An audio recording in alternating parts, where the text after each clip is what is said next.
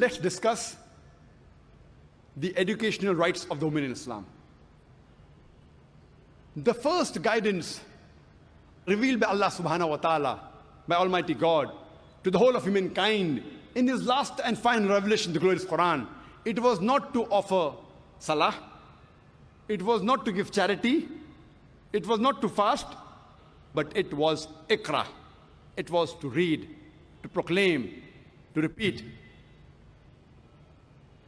And the first 5 verses revealed of the glorious Quran was from Surah Iqra, chapter number 96, verse number 1 to 5. It says, Iqra bismi rabbika allazi khalaq, khalaqal insana min alaq, Iqra wa rabbukal akram, alladhi allama bil kalam, allama al insana ma lam ya'lam. Read, recite, proclaim in the name of thy Lord who created. Who created the men from something which clings, a leech-like substance. Read in the name of the Lord who is most bountiful, who taught men the use of the pen, who taught men that which he did not know. The first guidance given by Allah subhanahu wa ta'ala in the Quran, it was to read, and it was to both male and female. Our beloved Prophet Muhammad said, it's mentioned in Sahih Hadith of Ibn Majah, Hadith number 224, the beloved Prophet said, Ta'alaqul ilm faridatun ala kulli Muslim. It is obligatory on every Muslim, man or woman, to acquire knowledge. The Prophet specially told the parents to educate the children, especially the daughters. It is the duty of the husband to give education to their wife, especially religious education. And if they don't, she has the right to go to the court, to the judge, and demand for it. If he cannot teach it himself, he'll have to send her and see to it that he educates her. There is a chapter in Sahih Bukhari, when one hadith, the woman, they approach the Prophet, and they tell him that you're always surrounded by men. Why don't you give us a special time? And the Prophet agreed, and is to specially dedicate time to educate only the women. He also sent Sahabas to specially educate the women. And if you read the history of Islam, 1400 years ago, in the days of ignorance, in Yawm al-Jahiliyyah, at that time, we have examples of many women, several women who were scholars. The best example I can think is Aisha bint Abi Bakr, may Allah be pleased with her, the wife of the Prophet.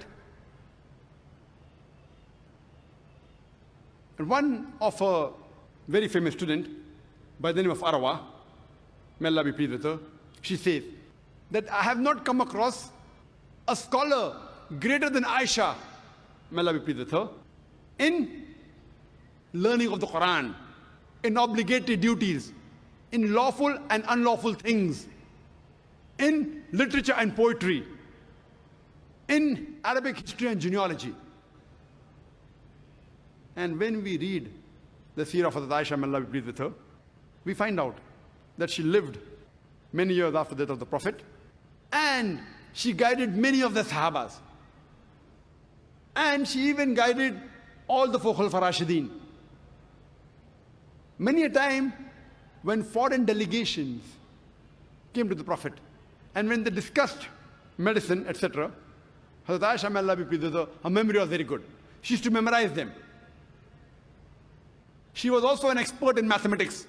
And after the demise of the Prophet, many of the Sahabas came to her, especially while dealing with Mirat, while dealing with inheritance, because she was expert in mathematics. History tells us that she has taught several scholars. She has taught no less than 88 different scholars. So in short, she was a scholar of the scholars. And only on her authority alone, there are no less than 2,210 hadith reported. Only on the authority of Aisha, may Allah be pleased with her.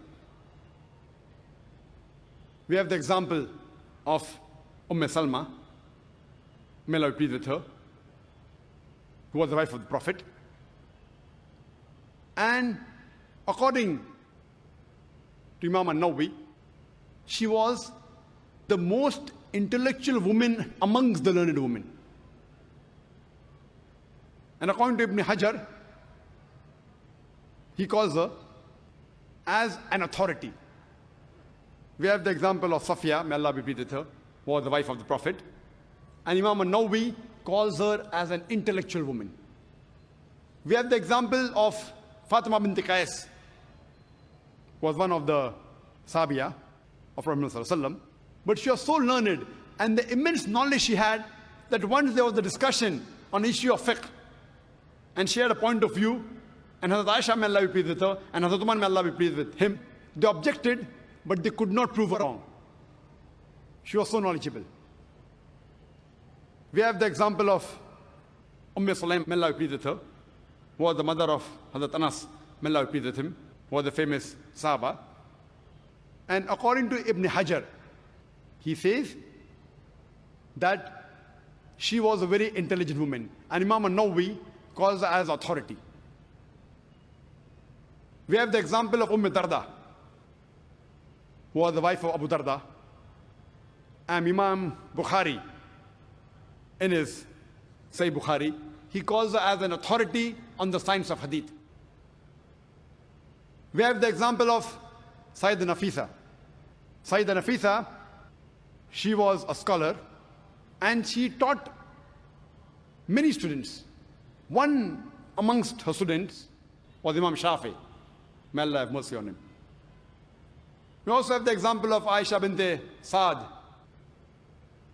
ibn Abi Waqas. She too was a scholar, and amongst her students, one of the students was Imam Malik.